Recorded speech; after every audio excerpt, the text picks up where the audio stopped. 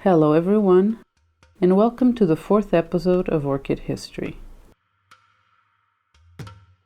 On today's episode, we will be crossing the Atlantic to take a look at pre-Columbian civilizations, focusing mainly on the Aztecs, Mayans, and Incas, simply because the evidence of orchid mania from these cultures survived the test of time better. Even though there were many more cultures and tribes that we won't be mentioning, we should keep in mind that this area of our planet is incredibly rich in orchids, and that people take influences from their ancestors and neighbors. So it's most likely that orchids took an equally important role in the cultures that preceded and succeeded the civilizations we are focusing on.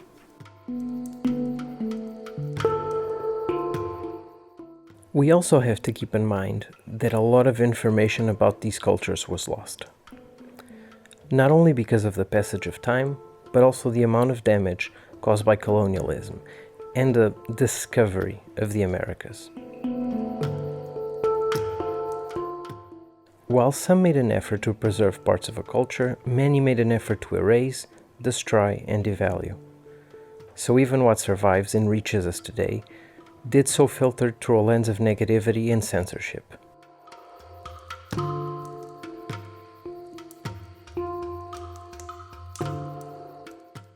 In our previous episodes, even orchids that were used in medicine had a certain rarity to them. Most people wouldn't cross paths with them, some even had to be imported. The areas we are looking at today are the opposite. Orchids were abundant, with Mexico having 1,250 species and Peru 3,000. To this day, we keep discovering new species in the Americas. But even though much more common, these orchids still inspired legends, myths, and fantastical cures.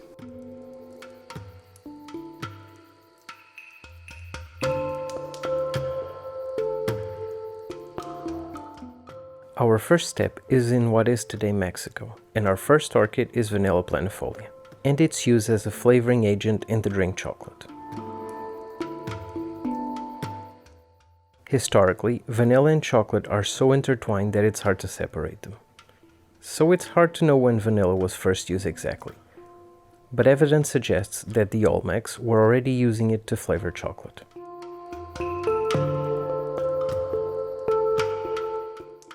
They passed the recipe on to the Mayans, who then used vanilla extensively, not only with chocolate, but other foods too.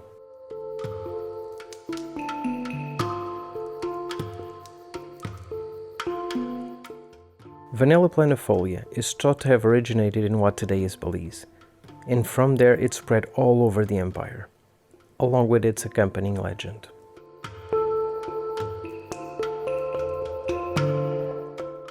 This legend was first told by the Totonac tribe, and it speaks of a princess who was forbidden to marry. One day, while she was gathering flowers, a prince saw her, they fell in love and ran away together, only to then be returned to their village by a monster that involved them in flames, and then they were killed. But where their blood soaked into the ground, a tree grew, representing the prince. Soon after, a vine grew that wrapped tightly around the tree. When the vine flowered and people smelled the wonderful scent of vanilla, they understood the vine was the princess and that the lovers found a way to be together forever.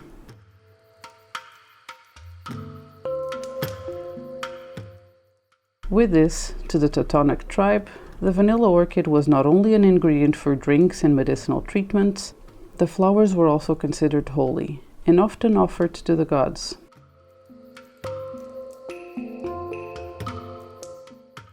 The vanilla orchid's uses and legend lived on later through the Aztecs, who still retold this story.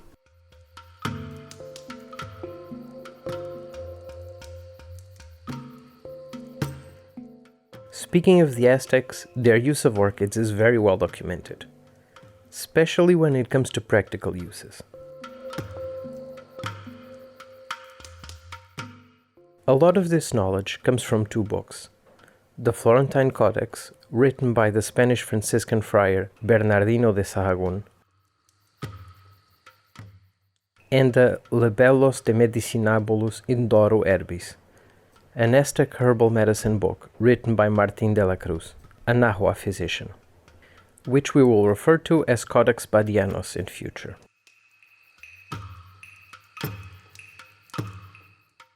Both these books were co-written with Aztec people.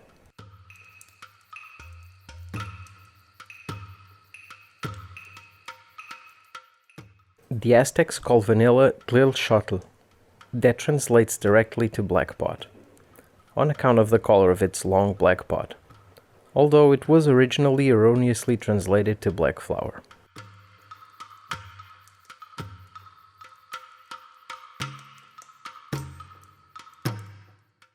The Aztecs saw vanilla as more than a flavoring agent.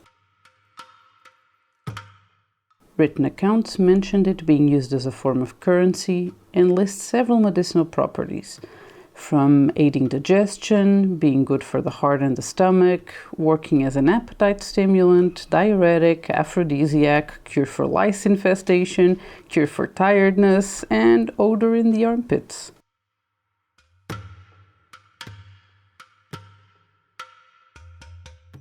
Here's how the Florentine Codex describes vanilla.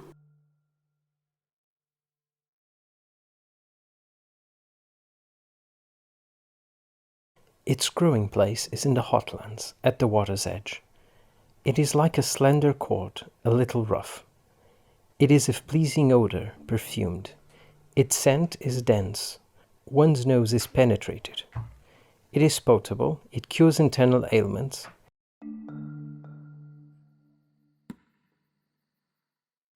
It is cord-like. Its bean is green, but it is black when dried. It is perfumed, fragrant, precious, good, potable, a medicine. Roasted, this is mixed with chocolate.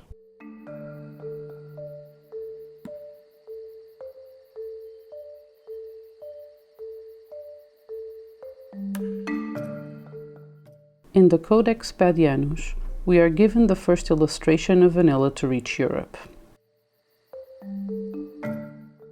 In it, after a brief description of the plant, it gives us a use for the vanilla. A cure for the fatigue of those administering the government and holding public office, in the form of a perfumed herb bath. The flowers for this bath were collected at dawn so that the greatest amount of perfume might be obtained.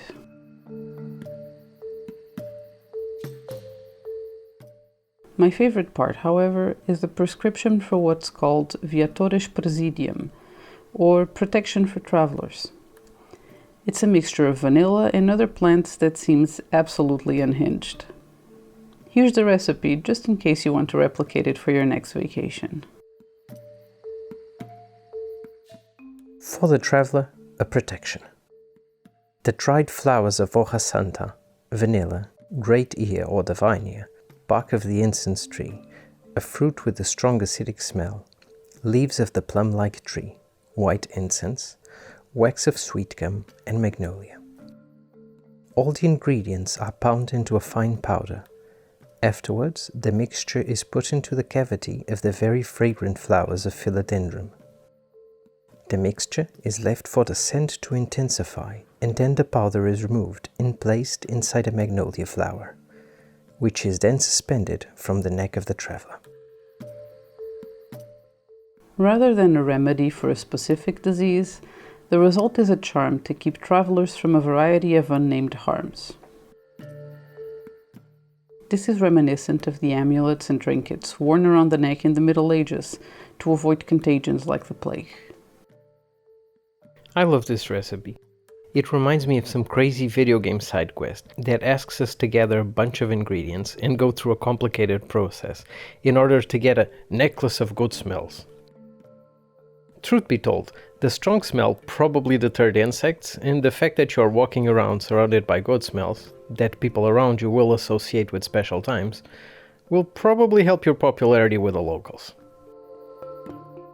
So I guess it all boils down to when traveling, make sure to smell good. Solid advice.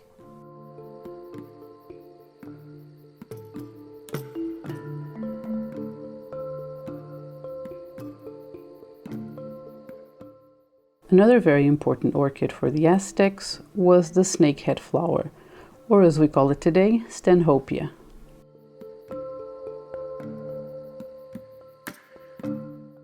The term snakehead flower was used interchangeably to refer to several orchids of the Stanhopea genera. For the Aztecs and other Mexican tribes, the Stanhopea was used to treat sunburns, weakness, and to flavor tortillas. However, it also seemed to have a sacred significance. After all, coatl didn't just mean snake in the Nahuatl language. It was also the name they gave to a mythical snake-like creature. Snakes were also very prominent in the Aztec religion and art. Perhaps there was even some legend associated with it at some point.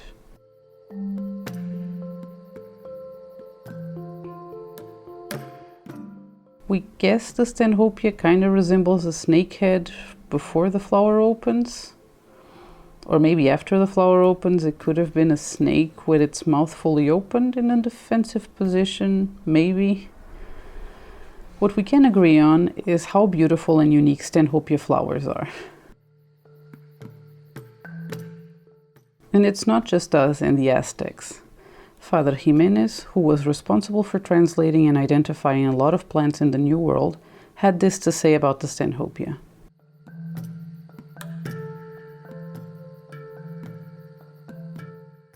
No words can wordly describe, nor pencil depict, the beauty of this flower. It grows attached to rocks or tree trunks, whence it is brought to the gardens of the Mexicans, and there serves as a beautiful ornament, producing its lovely flowers at intervals, season after season, and filling the air with its fragrance.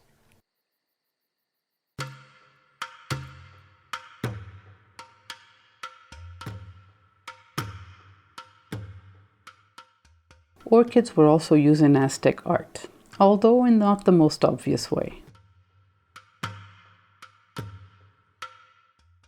The Aztecs used the word tzahutli to name the glue extracted from orchid bulbs, which was used as adhesive for feather mosaics.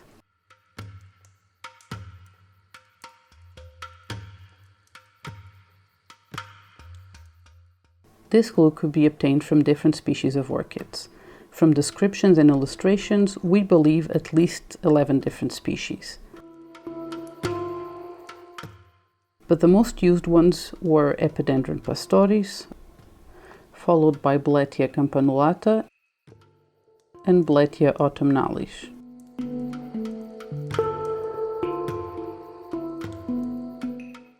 It appears that some orchids resulted in a stronger adhesive than others. There also existed small variations in recipes and processes, so we assume that depending on the piece and the maker, the glue recipe changed.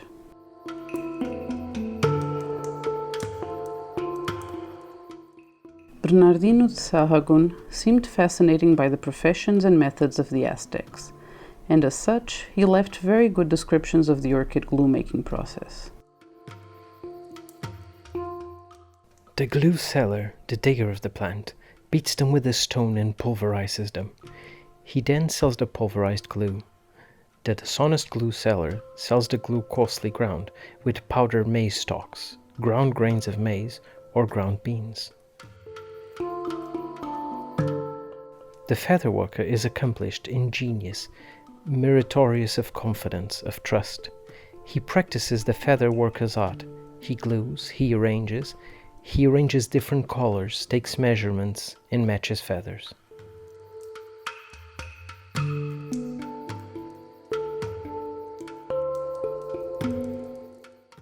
The glue was sold in markets in powdered form, and to make it usable, the buyer just needed to add water.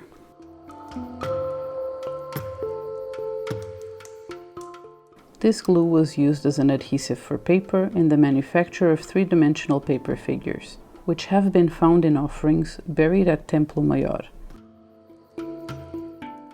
It was an ingredient of the corn paste used to model lightweight sculptures, And finally, it was also used as a binder for tempera paintings. Later, it would be used as well as a binder in the manufacture of sweets for the Day of All Souls.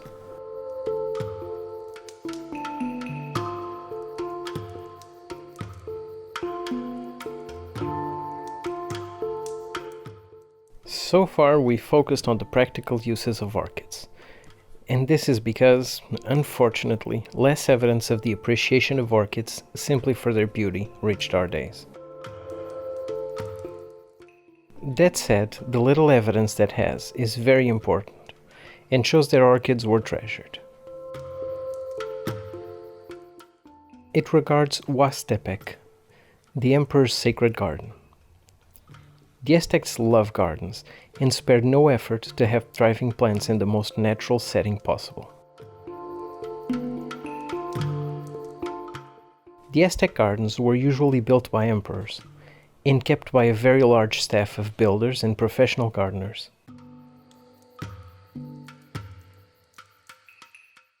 They were the first recorded civilization to have professional gardeners, and they were needed because these were botanical gardens. Their point was to collect species from all over the empire, give them ideal conditions to grow, and have a sanctuary where everyone was welcome to enter and appreciate nature.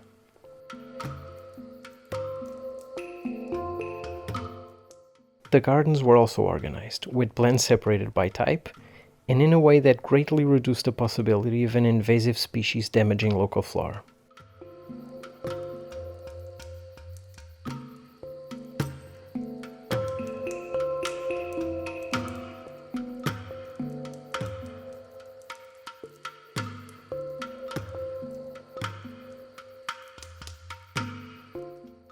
Huastepec was a very large garden.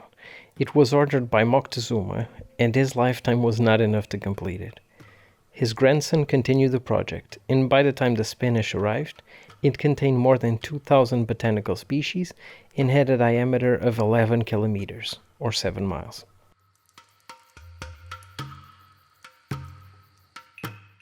According to Francisco Hernandez, orchids were brought from all over the empire. A lot of them came in the trees where they lived, and the trees were transplanted to the new garden. Even orchids that had a practical purpose were just kept for their aesthetic value. It's important to note that orchids carried around the Aztec Empire didn't have the same dark fate as the ones carried overseas by explorers, because Aztecs were highly advanced when it came to botany. They were already dividing blooms into several categories, like today we have species and genera. They also created their own hybrids of several flowers in order to get different colors and shapes. There's some evidence that the Aztecs attributed significance to certain blooms, but unfortunately the meaning of most of them were lost to time and the burning of books.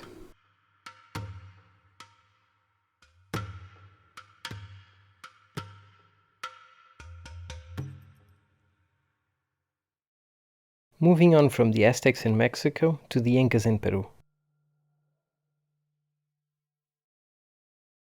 Unfortunately, the Incas are a mystery in many regards.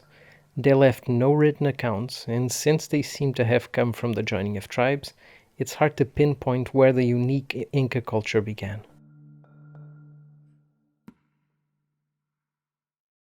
However, we do know that Machu Picchu Sanctuary is an orchids lover heaven. So far, 425 unique orchids have been identified there, but it's estimated there should be around 1,000 species, with new ones being discovered frequently.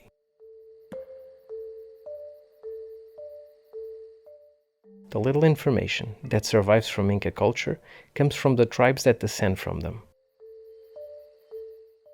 And these are the orchids that we know they value and the mythology around them.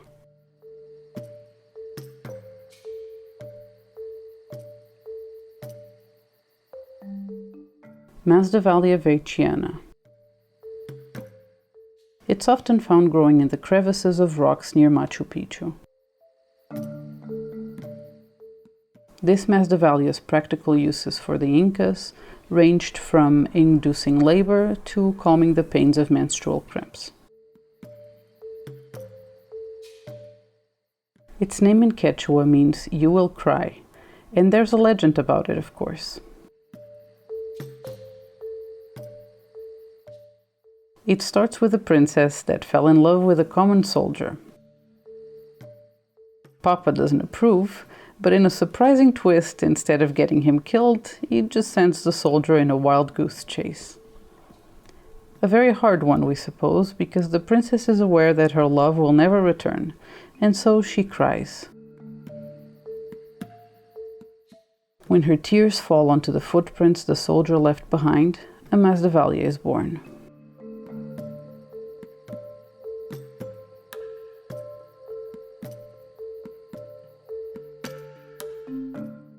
Epidendrum secundo. Its name means forever young, and was thought to preserve youth and vitality. Its leaves were used by the Incas as a symbol of nobility. The Huiñahuana archaeological site is named after this epidendrum.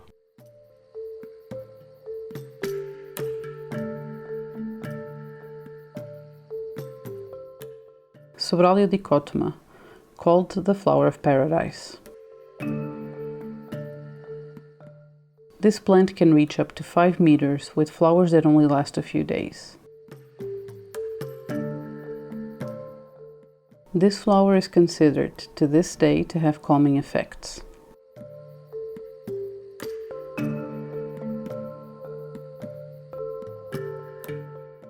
Lycaste longipetala, called ancient wisdom.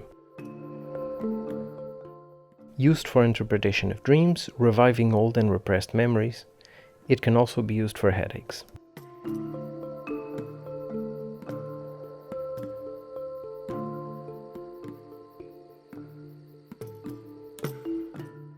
After researching these three main cultures, and many other smaller ones, we were left with a sense that there were so much more fascinating connections between them and orchids, that clearly were lost to time: destruction, greed, and racism.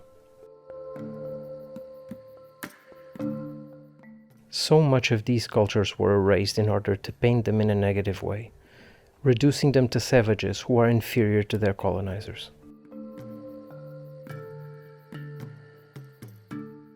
Still, we hope we did a good job transmitting how rich and interesting the pre-Columbian cultures were, and how they were connected to orchids. If you enjoyed our video and would like to see more, please don't forget to like and subscribe. You can also tell us in the comments what civilization would you like us to approach next. We hope to have another Orchid History for you soon, but until then, we'll have another video for you next week. Goodbye.